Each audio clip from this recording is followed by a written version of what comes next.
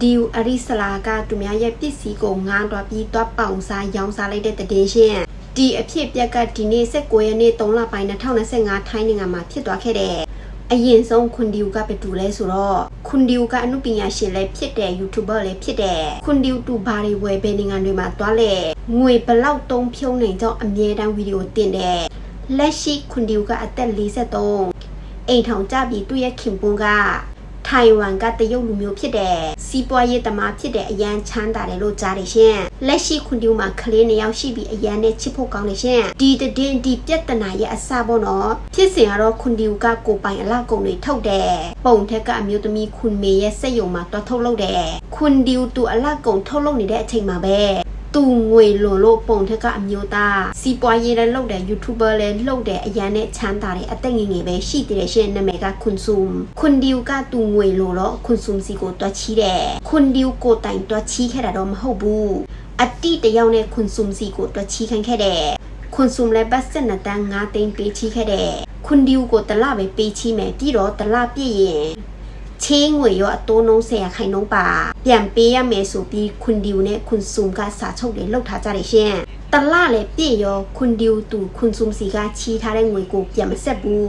းတလ10ရက်ပြည့်တော့ခွန်ဆုမ်ကခွန်ဒီယူကိုဆက်သွယ်သွားတယ်ချေးထားတဲ့ငွေပြန်ပေးပါရှင်ခွန်ဒီယူလည်းခွန်ဆုမ်စီချီးထားတဲ့ငွေ12တန်း5သိန်းကိုပြန်ပေးလိုက်တယ်ဒါပေမဲ့အတိုးနှုန်း10ခိုင်နှုန်းကိုတော့မပေးဘူးခုဆိုရင်6လတောင်ကြာပြီးခွန်ဒီယူကအတိုးနှုန်းမပေးသေးဘူးအဲ့ထက်ဆိုတာကဒီကိစ္စကြောင့်ခွန်ဆုမ်ကတရားရုံးမှာတွားဖြေရှင်းရတယ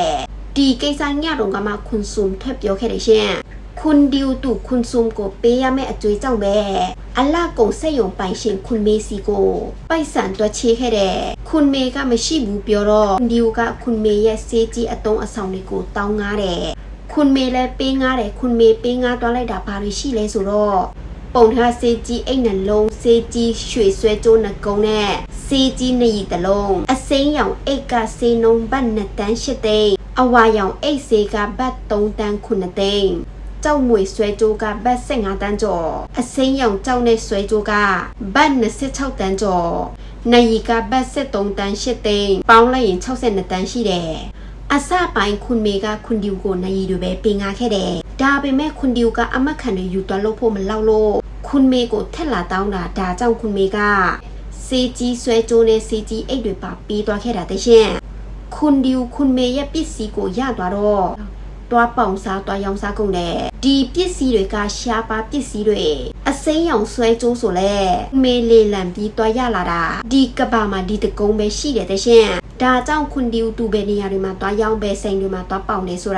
ာသူဟာဟုတ်မဟုတ်ဆိုင်ရှင်တွေသိတယ်အဲ့တော့ခွန်ဒီယူသူခွန်မေရဲ့ပစ္စည်းတွေကိုတွားပေါင်တဲ့အချိန်မှာသူဘယ်လိုတွားပြောလဲဆိုတော့ခွန်မေအခက်အခဲတွေ့နေလို့ခွန်မေလာပေါင်ခိုင်းလို့လာပေါင်တာလာရောင်းတာအဲ့လိုမျိုးတွားပြောတယ်တရှင်ခွန်မေရဲ့ပစ္စည်းကိုခွန်ဒီယူကတွားပေါင်စားလိုက်ကိုမှခွန်မေကတီတော့ခွန်မေကခွန်ဒီယူကိုဆက်သွယ်တွားပြီးပစ္စည်းပြန်ရချင်ကြောင်းပြောတယ်မေးတယ်ခွန်ဒီယူကပြန်ပေးမယ်ပြောပြီးတိတ်သွားတယ်ခွန်မေကခွန်ဒီယူကိုခဏခဏအခွင့်အရေးပေးတဲ့အချိန်ပေးတယ်ဒါပေမဲ့ခွန်ဒီယူကပြန်မပေးလို့ဒီနေ့ခွန်မေကရှင်းနေငါပြီးพี่หนุ่มกัญชัยရဲ့ဟွန်ကစဲမှာတွားထွက်ပြောခဲ့တယ်ပြီးတော့ခွန်မေကခွန်ဒီယူနဲ့တည်တဲ့နှစ်ပဲရှိသေးတယ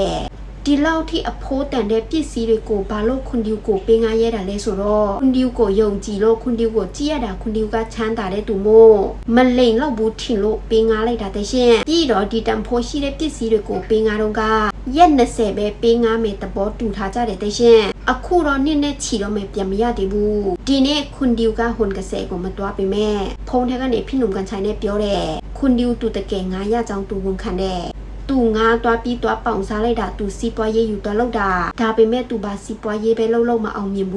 းပြီးတော့သူရှိတဲ့ထက်ပိုတုံးလို့ခုလိုဖြစ်ရတာလို့သူဝန်ခံနေရှင်ကြည့်ရတာတကယ်ငွေအတုံးကျန်းတဲ့အရင်နှစ်ဆိုရင်သူ့ကလေးကငယ်တည်းတယ်မလားရှင်သူ့ကလေးတောက်ဖို့နို့ဆိုရင်ထိုင်းညာထုတ်တာတွေသူမပေးတောက်ဘူးငန်ချားမှာနို့တော့ဝယ်လာခိုင်းတယ်ရှင်လေရင်စီးခိုင်းပြီးတော့ဝယ်ခိုင်းတာသူစီးပွားရေးမအောင်မြင်ဘူးလို့သူပြောတယ်ဒါမဲ့ကြည့်ရတာသူရောင်းတဲ့အလားကုန်တွေပေါက်လောက်ပါတယ်ရှင်သူရောင်းသမျှအဲ့လိုမျိုးနှခါနီတွေပါတယ်လဲရှင်အကုန်လုံးဝယ်သုံးဖူးတယ်ဝယ်သုံးတဲ့လူတွေလည်းအများကြီးရှိတယ်ဒါမဲ့သူကမအောင်မြင်ဘူးလို့ပြောတယ်သူနီးလန်းတွေရှာပြီးအကျွေးတွေပြန်ဆက်မယ်ပြောတယ်ဒီပြဿနာသူလှုပ်သူပဲဖြေရှင်းမယ်ယောက်ျားကိုမတိုင်ပင်ဘူးယောက်ျားစီကငွေကိုလည်းမယူပဲသူဖြေရှင်းမယ်လို့ပြောတယ်ရှင်အ အကျွေးရှင်တွေကိုတနာတယ်နော်အမှန်ဆိုသူ့ယောက်ျားအလောက်ထိချမ်းသာယောက်ျားစီကနေတောင်းပြီးဆက်เสียရှိတဲ့အကျွေးတွေဆက်တင်တယ်နော်ခွန်စုံကိုထပ်ပေးရမှာဘယ်လောက်ရှိလဲတော့မသိဘူးရှင်မရှိလဲမကြွားတင်ဘူးပြီးတော့ရှိတဲ့ထက်ပုံမတုံးတင်ဘူးနော်ရှင်အရင်တော့ခွန်တူရဲ့ဗီဒီယိုတွေကိုကြည့်ပြီးအရန်နဲ့အားကြနေခဲ့တာနောက်ွယ်မှာဒီလိုမျိုးပြဿနာရှိမယ်လည်းမထင်ထားဘူးရှင်